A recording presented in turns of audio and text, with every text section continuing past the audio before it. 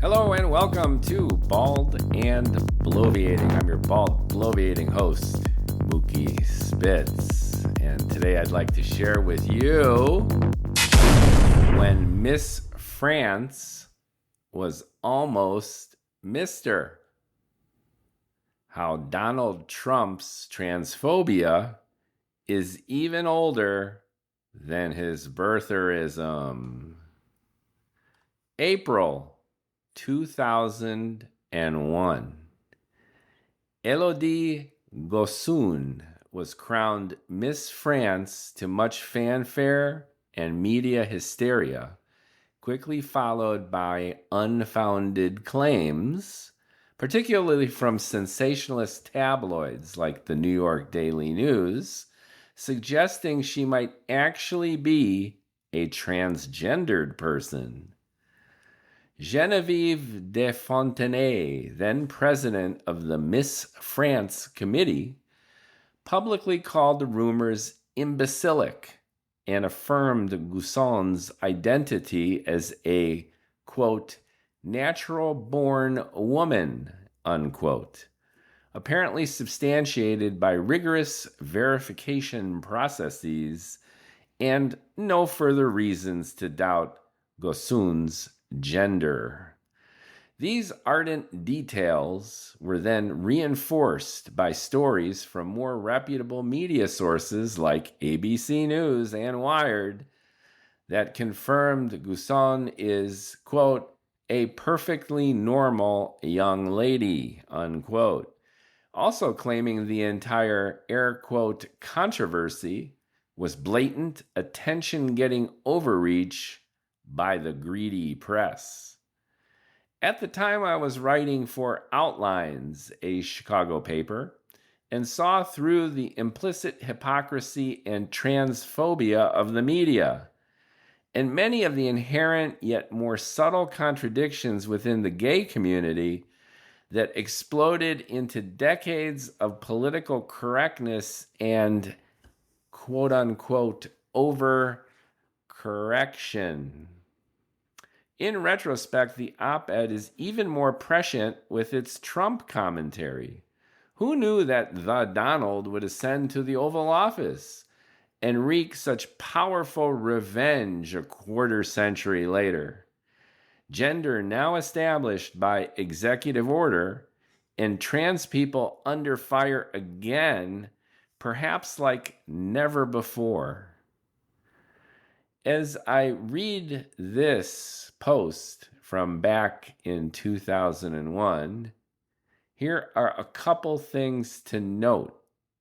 Miss Continental was Chicago's annual beauty contest for transgender showgirls, run by the Baton nightclub owner. Really? And while the pre-woke term tranny was common and considered, at least within the gay community, as familiar and almost endearing, like the N-word said by and about Black people. So with this little intro and a couple notes there for elucidation and clarification, let me read this piece that I think just saw the yellow brick road that was laid out ahead. And as we can tell, the guy behind the curtain is pretty much exactly whom we thought he would be. Ready? The universe squealed tiny violins for billionaire pageant provocateur Donald Trump last week when Big Bang Elodie Gossuin, Miss France 2001, was theorized to be a post-op transgendered lass. Quote, this would not be good, unquote, Trump grimaced to the media, until all that background radiation relativistically fizzled out under the absolutism of an apparently positive XX chromosome match for Miss Gossuin. The universal sigh of relief was almost audible, a virtual C major. Perhaps the vindicated beauty queen will appear alongside computer-enhanced Ella Fitzgerald in next year's Is It Live or Ads for Memorex. Telltale surgical scars and disproportionately large hands notwithstanding, Miss France could still be gay as Paris. But behavior's not the issue. It's biology. Right? Donald? Although most real chick Miss Universe contenders undergo as much cosmetic surgery and mystery makeover work as our own Miss Continental aspirants here in Chicago, trannies are explicitly barred from the global competition. Granted, 'tis a private affair, contest rules excluding, of course, all men, and for that matter, women over 27 years old. But the genuine issue has more to do with our contemporary conception of identity than any universal criteria for female beauty. After all, the difference that makes no difference is no difference, right? So who's counting? If she looks like a duck and acts like a duck. The tragic irony is as astounding as Miss Venezuela. Beauty contests, by definition, subsume personality for pussy, talent for tits, and, go ask Ivana Trump, love for lust? The, quote, talent portion, unquote, of most contests are like the prose filler in Skin Rags, the expression reading Hustler magazine as meaningful and expressive as watching the Miss America pageant. Everyone knows it's all about sex. Few guys sporting extra wood should this year's winner prove to be a chess grandmaster. Essentially, nobody seems to care about the unknown woman inside the overtly beautiful woman's body. Yet, heaven help us all should that overtly beautiful woman's body actually contain a man. What does this say about our true conception of the female, about the very notion of gender? And what does all this say about the natural boundaries of human sexual response?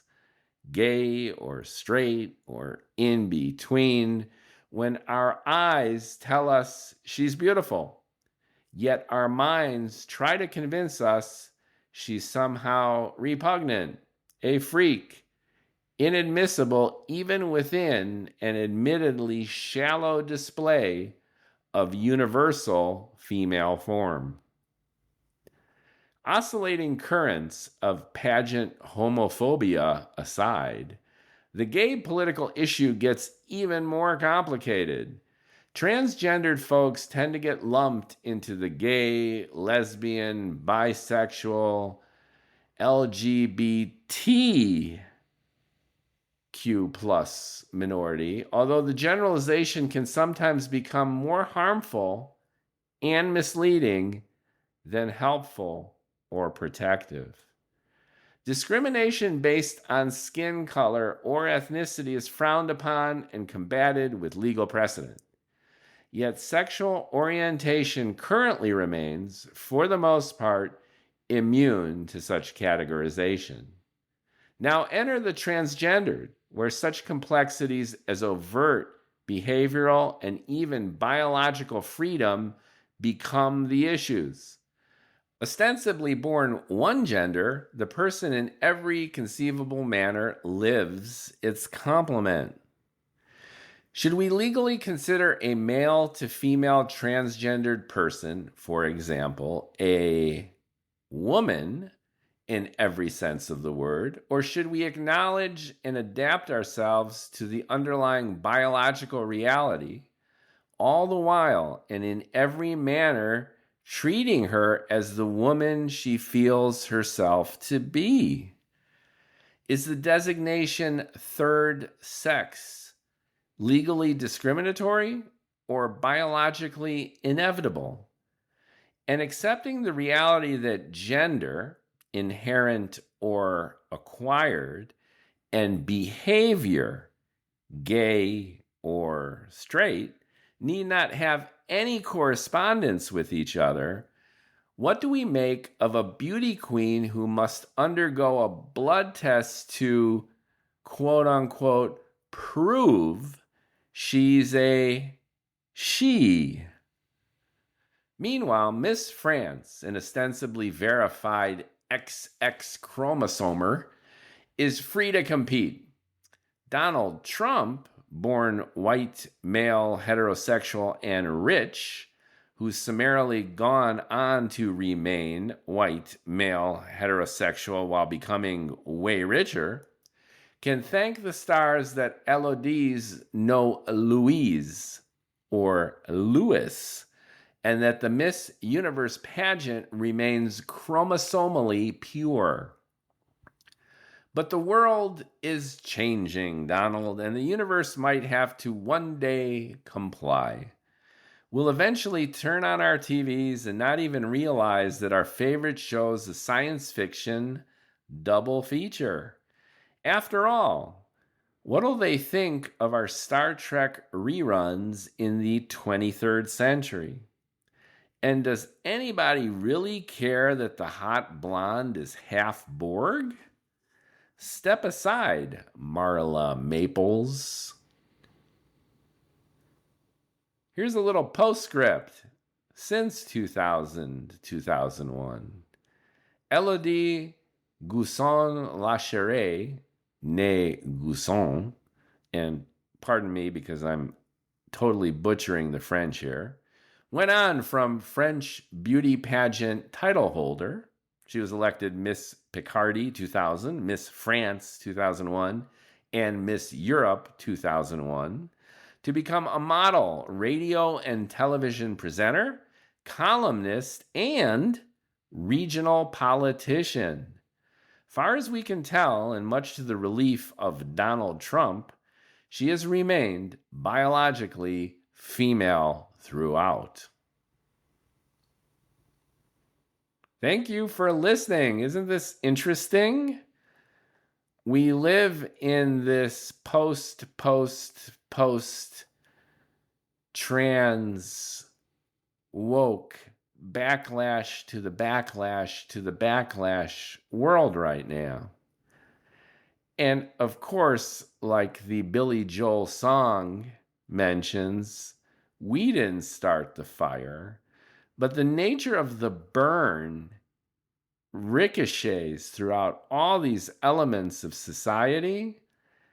And at least to me, the harbinger of so much discord and polarization and misunderstanding was already seeded decades ago, and obviously not only has yet to be resolved, but I think has taken several sad steps backward. Like, comment, share. I'd love to hear back from you.